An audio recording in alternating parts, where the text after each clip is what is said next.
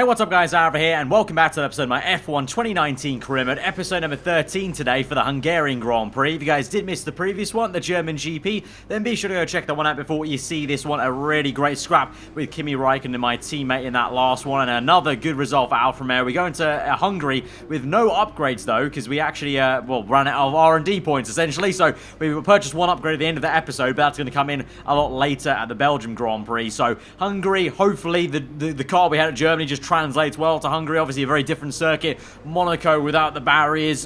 We went well at Monaco though by chucking on downforce, but Hungary you have to kind of compromise a little bit because you need to make sure you're going to be good in a straight line as well on the main straight. In practice the car felt pretty stable, a little bit of understeer here and there, especially the last corner. That really long right hander where you're just waiting to put the power down was a bit of an issue, and also in practice, as you would want to, only in practice, to have some mishaps here and there on the exit curve of turn 1, but I think we're raring to go. Let's get into qualifying then and see how we can do driving this car to Manga around the HUNGARY ring. Good afternoon, race fans, and here we are again for qualifying at the HUNGARY ring. Who will have tuned the perfect setup for their car? We'll find out soon. I want to talk briefly about the strategy in these qualifying sessions. Anthony Davidson, how can a driver adjust their approach to gain those critical extra tenths of a second? Well, qualifying isn't about adjusting your approach necessarily, it's more about trying to repeat a low fuel run that you've practiced prior to this session. You're looking for perfection on the lap, and that's hard to achieve if you're trying something new. There are some variables that can stand in your way, however. Track position or unexpected yellow flags, for example. Coupled with ever-changing track conditions, it's important to be out there at the right moment. But as a driver, you have to try and ignore these distractions and just keep your mind focused on that one perfect lap.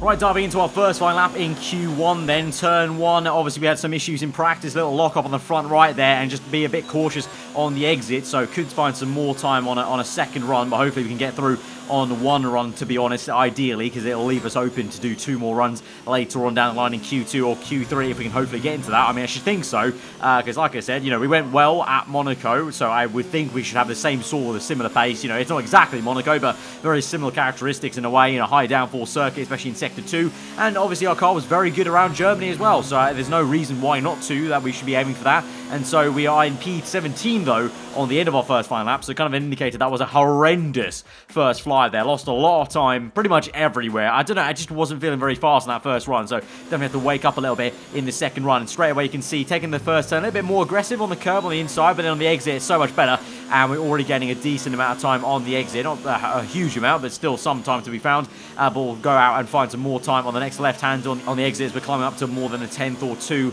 gain there as we go through now the final corner. And this one is a real issue for me. I think we're going to lose a lot of time in the race potentially at that last corner, just waiting and waiting to put down the throttle, but eventually across the line P9 will take that. But Raikkonen at the moment is on more on pace because he finishes up in P8, and at the end of the session I'm down to P11 in Q1, so definitely need to find some more time in Q2. And like I said, that last corner, I think the last sector in general, I was always actually struggling with that on last year's game as well, F1 2018 as well, so I just need to kind of, I don't know, be a bit more aggressive with the throttle application, or I don't know, maybe I'm being too cautious and too worried about spinning out the rear end, but whatever the case, I need to find that time and that deficit, otherwise P11 would not be good enough, of course, to get into the top 10 shootout. So we move through into Q2 then, bit of traffic behind us, kind of nipping at our heels as Hamilton goes fastest for this session, but the traffic behind us can, frankly, just wait for us. Obviously, they've timed that badly, and they're the ones stuck behind us. There's a clean track ahead of me, so they should have just gone out a bit earlier compared to myself. But as we come through now in Sector 2 into Sector 3, this is the area where we're losing some time in Sector 3, but we hit the curb on the rear end,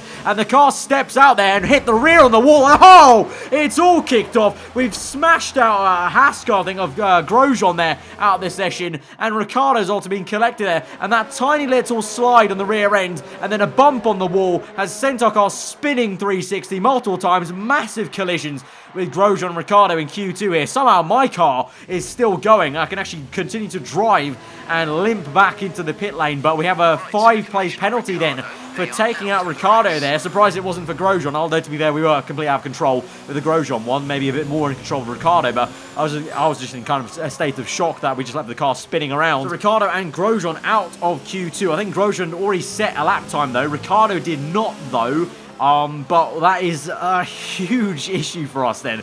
5-place penalty, so no matter where we qualify, 5 places down, so even if we get into Q3, which, I don't know, might be unlikely now, I mean, we've only got one fresh soft tyre to use now, because the soft tyre used actually in that first run in Q2 was a scrub set, so that might be why that mistake happened maybe, but I'm going to go onto a set of medium tyres and just try my luck at maybe getting through onto mediums, because that would be very, very ideal for us in terms of strategy as well. Obviously, wishful thinking doesn't work out, so I have to go to a set of soft tyres then right at the death of Q2 to try and make it into Q3, but yeah, that was a big shunt in qualifying. I'm actually very lucky not to actually end qualifying there, because it could have easily been. I'm actually surprised, really, that Ricciardo one didn't take out our rear tyre. So here we are now on an effective third run in Q2, trying to get through into Q3. We're P13 at the moment here on this only one fresh set we've got left in this session. Across the line, it is P9, I think that was. And so, yes, we make it through into the top 10 shootout. But you can see there, the indicator says that 5-place penalty will be coming our way. So no matter what we do, we're probably going to be down outside the top 10 on the grid. And we're locked into the tyre now of the soft tyre. So actually, to be honest, I probably should have maybe just not got into Q3, just gone P11 and then started P16 for a free choice. Because I think a free choice could be pretty handy around here, because Hungary is always very bad on the tyres. You know, it's a hot climate. The track itself, it has a nature of, you know, really eating up tyres. So you just kind of might be in a better shot here, because we're going to Q3 and we only have one shot, obviously, now, because we get one free set in Q3, and that's the set we've got to use. So we come through the last corner now. This is our one and only run. It's a free track right now, but obviously 3 minutes left in the session, so other people will be setting times at the end of the session. Across the line, it's P8. And so that's pretty okay, actually. We're ahead of Raikkonen right now, but then at the end of the session, we drop down to P10. So yeah, in hindsight, I really should have just qualified P11, not gone to Q2, gone on to go on to Q3, because yeah, at the death of it, everyone else just improved so much. I probably could have gone out right at the end as well, but that was a lot of pressure with traffic maybe involved. I wanted to go out in a cleaner track when no one else was actually out on track in the middle of the Q3 session instead. So yeah, we're going to be starting, P15 then, I think, from P10. So we have that situation at Germany where we technically should have been there, so maybe this is karma for Germany. I should have started P15 at Germany, didn't for some reason due to a glitch, so maybe it's come back round to haunt me here for the Hungarian Grand Prix. It's going to be a lot tougher to start from P15 at Hungary than it would be at Hockenheim though, so just got to go raring to go and just go full out attack and send it really sometimes, and see how we can do on Sunday. Let's go. We've seen some astonishing Grand Prix here over the years, haven't we? The drama of 2015 is a recent example.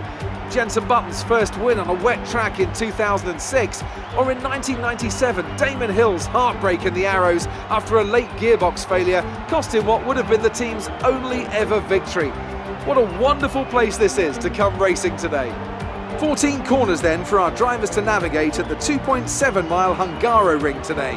It's 6 lefts and 8 rights around a lap here, with average speeds in the region of 120 miles per hour.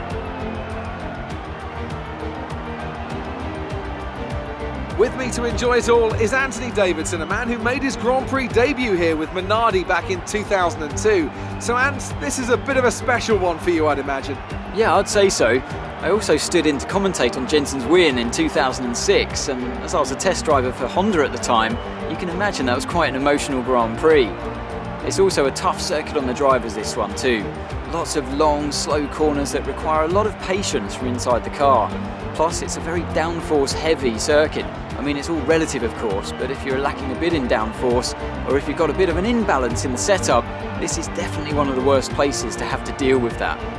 With the race minutes away from starting, here's what today's grid rundown looks like. Sebastian Vettel has a clear track ahead of him today. He starts in pole position, and it's Valtteri Bottas that completes the front row. As we continue through the rest of the grid today, we have Leclerc, Verstappen, Lewis Hamilton, and Gasly, Perez, Raikkonen, Norris, and Nico Hülkenberg, Magnussen, Stroll, Daniel Ricciardo, and Grosjean. The engineer, they've taken a grid penalty. Russell, Alexander Albon, and Carlos Sainz. Weber and Devon Butler starts from the back of the grid. And now it's time to head down to the track.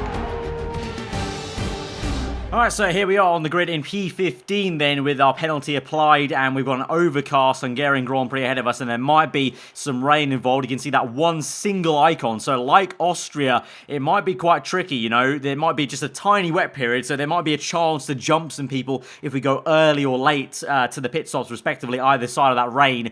But right now we're going to start on the soft tyre because we have to, because that's what we qualified into Q3 session. So that's the unfortunate thing. And so that's a 2-stop onto 2 sets of mediums, which is not too bad actually. Quite an aggressive strategy to make it to the end of the race there. I would have thought hard tyres would have been involved, but not so. So it's not too bad, but obviously we'll go on. That we have to make that one pit stop because the soft tyres won't go a long way, but hopefully everyone else that's on softs also has to make that early pit stop. So all of us are going to be in the same boat, at least making one pit stop before the rain. There might be a few people that capitalise on not making a pit stop until the rain comes, kind of like what happened in Austria. So we'll see about that. But yeah, from P15, let's just go out there, try and have a banzai lap 1, and then we'll see where we go when we can go from there. So let's get into this then as we go towards 5 red lights for the Hungarian Grand Prix before the theoretical summer break for the season for F1. Bar lights are out and we're underway, and it's a bit of a slow start there for me compared to Roman Grosjean, the man I took out in Q2, and he goes down the inside on Stroll and tries to go in the middle of Ricciardo as well. Can we dive it to the inside of 2-3 cars? This will try it,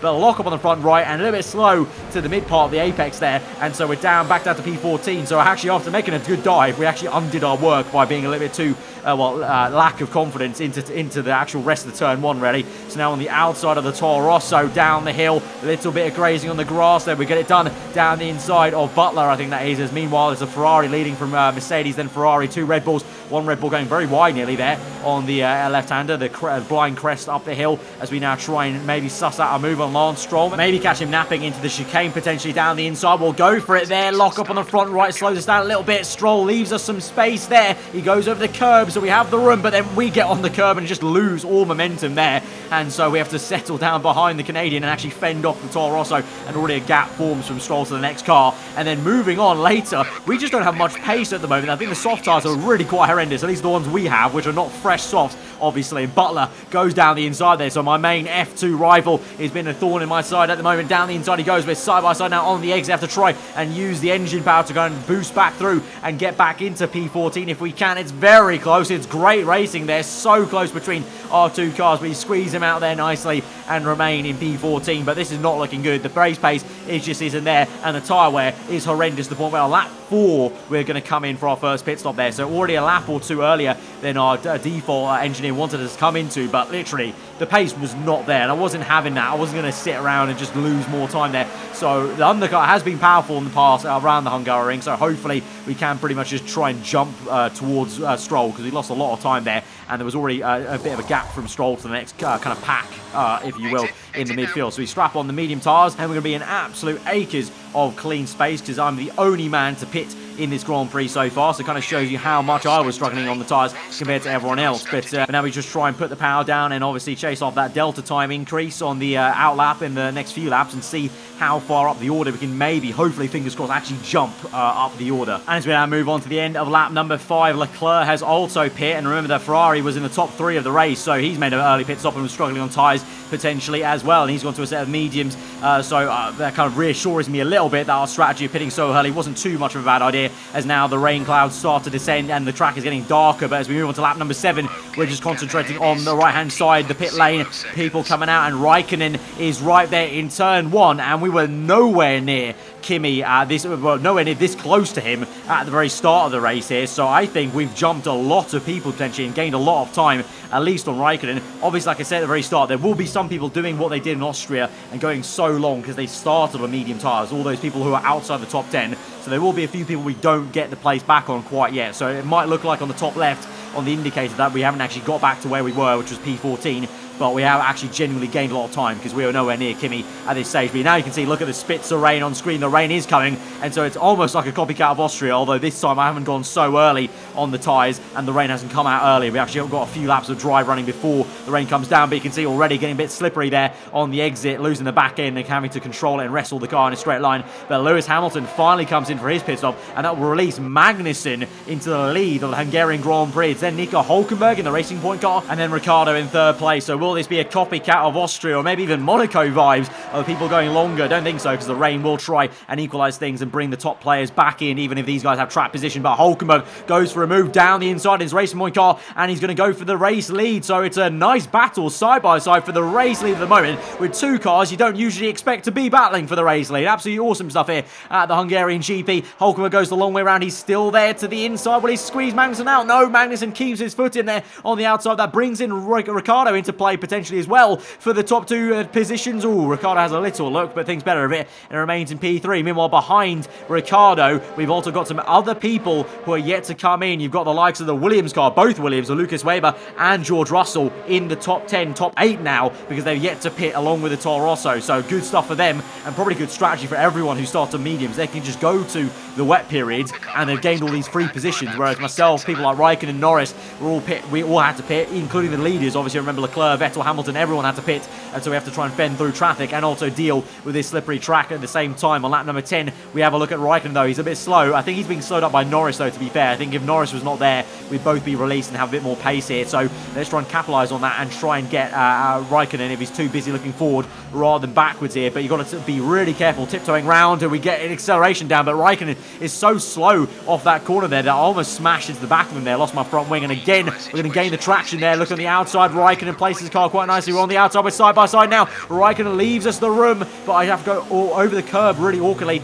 and just don't have the momentum through that chicane. And again, we're just trying to feather the throttle through, feed the power in, and try and get a jump on Raikkonen again, maybe on the outside. No, we're very, very wide there in the same place where we made that mistake in Q2 and span it. Even easier to do in wet conditions here. So for now, we're just going to sit behind and stare at the back of the Alfa Romeo car once again. Onto lap 11 we go, and Norris now is getting away, so it's more of an issue of now this is just Kimi being slow. Norris has got pace and he's pulling away from Raikkonen, so we need to really make this overtake. But look how slow he's going and how defensive he's driving. He's backing us up into Lance Stroll, and Raikkonen's got no grip now in these slippery conditions. But I just can't get past. There's no actual nice room to make the move and actually make it nicely without making contact and barging him out of the way. And so we continue on to the end of lap 11 through the last corner, trying to get a wider line and get the power down earlier in a straight line. Here we go, DRS open, overtake mode gone. We go to the right hand side, really pull alongside to make sure we make the pass, cut back across on the racing line, try and brake early as we can to try and just ease in the brake zone. And we're going to get up into P14, get the power on and open DRS, and there we go.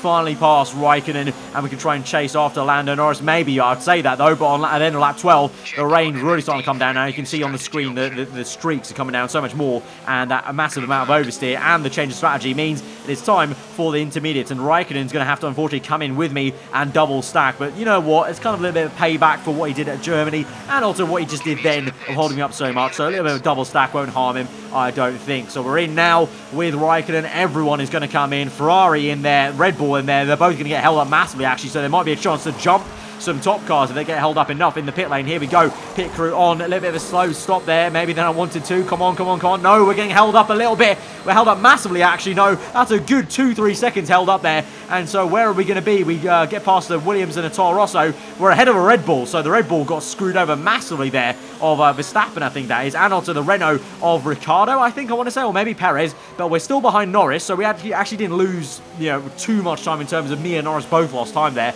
and we've gained positions on Verstappen and a Renault. So all in all, not too bad there, I guess you could say, but it did feel like an eternity we were waiting there in the pit box. So we move on now to lap 14, nearly getting towards the halfway mark of this Grand Prix, but can we make a move on Norris for P10, the points paying position? So I've lost track of really what's happening in this race in terms of up ahead. I don't know if those guys who did not pit at the very start for Slicks are still there, because we saw one Williams car behind us, but I don't know about the other Williams car, maybe Weber or Russell, or what's happening with that, and where the top guys are, the likes of Vettel, Leclerc and Hamilton, who had to overtake some traffic before the rain fully came down. We'll try and update you on that later, but right now fighting Norris, but just getting a bit more too much oversteer on the exit there down the hill before we go up the crest of Norris. And so it's kind of a deja vu with Raikkonen. He's just placing his car very nicely, and again through the last corner, take a wide line, take that wet racing line, cut in a bit sharper, get the power down where the marbles are, where the grip is, and here we go now, powering past. No DRS this time, of course, just overtake mode and rich mix engage. Well, we will get past that McLaren.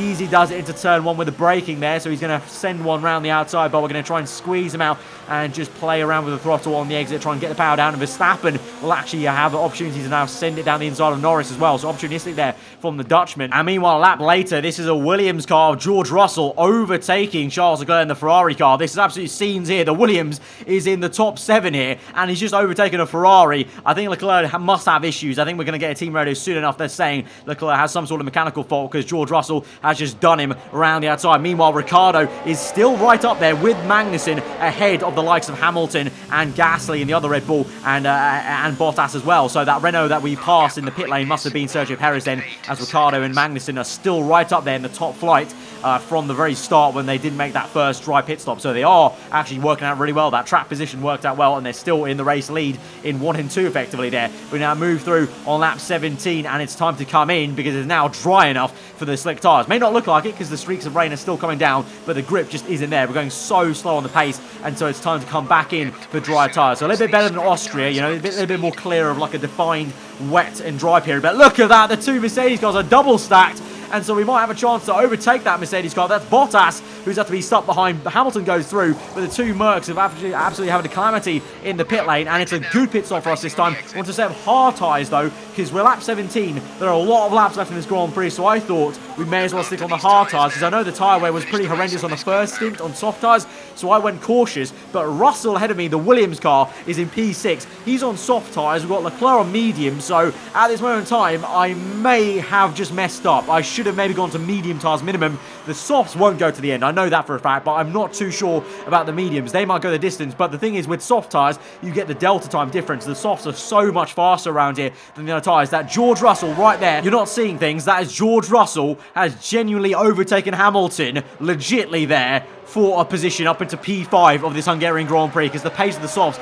are that much more than the mediums even, and so that's Russell into the top. Then you've got Kevin Magnussen up the road, and ahead of him is Sebastian Vettel chasing down the top 2 pack there. Nico Hülkenberg in the Racing Point car in the race lead at the moment there, so he's still held on to the lead. Magnussen's lost that 1-2 position. Hülkenberg's still in there in the Racing Point car, so we'll see how that goes. He might have a good chance of a podium as we now move on to lap number 20. Ricciardo now coming at a rate of knots, and this is the mistake I made, the hard tyre mistake. Ricciardo on soft tyres, going to fly past down the inside. I try and squeeze in as much as I can to the inside there, try and go for the long way round, try and get the switch on him, but it just doesn't work. The hard tyres are just horrendous compared to the softs, but these guys will have to pit again. So that's the only hope I've got, is that I'm going to have to hopefully overtake them just by the strategy play out. But if they're too quick for me on softs and they get that gap, then there's no point. Then it just doesn't matter. But and again, we go through, and the Red Bull's going to try and get past there around the outside. It's Gasly. Can we try and fend off? Lock up on the front right. We'll squeeze him out on the outside. He's slow on the exit curb, so we'll have, well, he has DRS to switch to the outside. We'll go defensive to the next left-hander. Gasly goes the long way round. It's going to be a really nice move for Pierre Gasly. We're going to squeeze him as hard as we can, but that Red Bull has too much downforce in the end of it down the hill and gets that up into P7. So that's a bit of a shame, and right now it's just a bit of a misery, right? Because we started in, what was it, P6 or P5, and now we're down to P8 in the span of 2-3 clips there as we now move on to lap 22. And Verstappen, another man looking to overtake me, is going to come through. Gasly sets the fast lap of the Grand Prix, so you can see how much better the soft tyres are compared to the hard. But here comes Verstappen. He won't quite have the legs on lap 23, so we'll stay ahead for now, but it's only a matter of time as we go through the end of Sector 2 onto Sector 3. Horrendous right-hander there for me. Obviously in qualifying, that's where I made the mistake, and so Verstappen sends it to the inside there, and we're going to try and fight as hard as we can. But even on mediums, the medium tyres much better than the hards. I mean, the hards go the distance, but there's no point if they don't have the grip for it, and so Verstappen waltzes round my outside through the second last corner to the inside of the last, and we'll get up into P8. And Bottas now is also sniffing round my rear end straight away. We have DRS off Verstappen, so we actually get a good exit and actually going to climb up the speed and keep ahead of Bottas for now. But it's only a matter of time before Bottas overtakes us. We have a little lunge at Verstappen because I thought he was going quite slow into turn 1, but alas, just a bit of a false hope. But we're up into P7 though, because some people on the softs have already pit then, so we are going to gain some positions, but again, they might just come back at us now because of the pace of the soft tyres. So lap 25, here we go. Again, unfortunately, being overtaken by Bottas there. Nothing much I can do on the hard tyres here, and so we're down to P8 once again. But now, the cars behind us are Lando Norris and Kimi Raikkonen, so I should be able able to keep Norris and Raikkonen at bay, even if they're on medium tyres, because we should have the same amount of pace. Obviously, the cars that have overtaken us right now are the Mercedes, Red Bull. They should have the pace to overtake us. The Renault even, you know, they're quite close to us, but the McLaren is much slower than us, so we should have him. But what I didn't count on was the Leclerc coming out of nowhere, lap 27. Whatever issue he had before in the race where Russell overtook him, that issue's now sorted, so Leclerc goes round my outside, and we're back down to, well, it was P7 to P8, so it's P8 now, because we gained one position with Gasly pitting actually for soft tyres. And now the sun's come out here at the Hungary ring. We've got 4 laps left in this Grand Prix. Norris tries to attack us on the outside. We go very defensive, and I can actually play a bit of a cheeky game here by going wide on purpose, try and slow him down, and Raikkonen will slot in there and try to get that position. So we're going to try and get a P7 and 8 for Alfa Romeo if we can, but Raikkonen just can't do the job. Top left, Norris gets him, and he's right on my chuff again.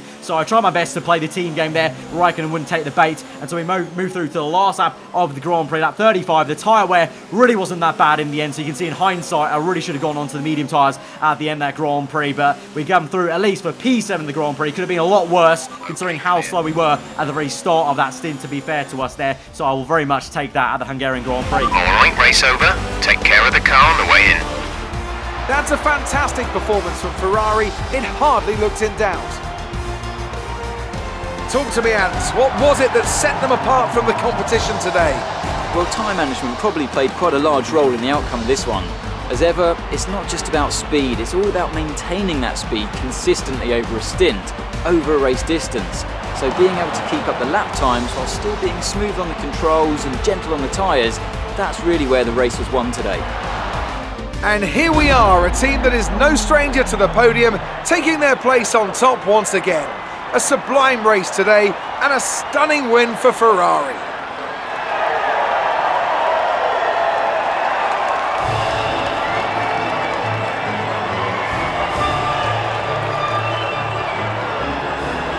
So looking at the full race results then, Sebastian Vettel wins the Hungarian Grand Prix from Hamilton there. Hulkenberg does get the podium you saw there with the animations. Hulkenberg in the Racing Point car doing absolute bits, so Racing Point will be very happy they swapped him with Sergio Perez at this moment in time. Of course, though, our positions ahead of Ricciardo did get us a jump on the Aussie man, so we climb up the table in the Drivers' Championship.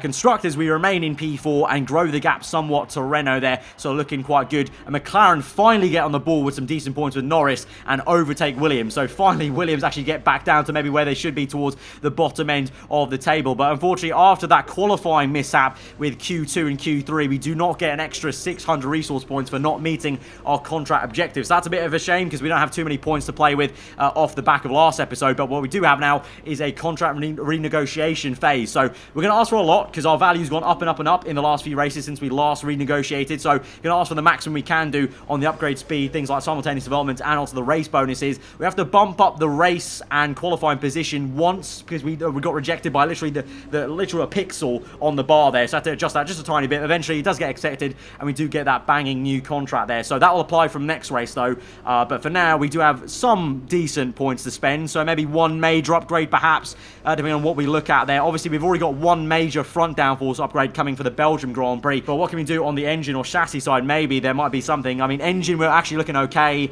Chassis wise we've already gone quite a lot into the tree with the weight reduction, so I don't really fancy doing that either. So maybe just looking at another aero upgrade, maybe a drag reduction upgrade, because we've got the Italian Grand Prix coming up, and if we do a major drag reduction update, that might just be perfect timing. If we purchase that next one, that will come in for Monza, the Italian Grand Prix. That's perfect timing. Obviously with Alfa Romeo Racing, you know, a bit of an Italian injection to the Sauber team, so perfect timing to have a sort of upgrade like that. So we'll go for that. You can see on the bar, once we have those two upgrades, that's going to leap us forward so much in the aero department, so that'll be quite good. Double whammy, Belgium and Italy there. But that's me this episode then, guys. A decent Hungarian Grand Prix if you take into account how horrendous that Q2 crash was for us and the penalty there. So guys, if you did enjoy the episode, be sure to smash that like button. Let me know your thought in the comments below. If you are new around here to subscribe for weekly full-on content, I've been aarava. I'll see you guys next time. Goodbye.